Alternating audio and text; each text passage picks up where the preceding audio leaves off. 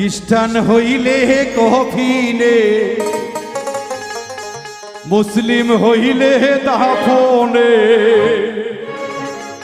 হিন্দু হইলে চিতাই পুড়ে ছাই।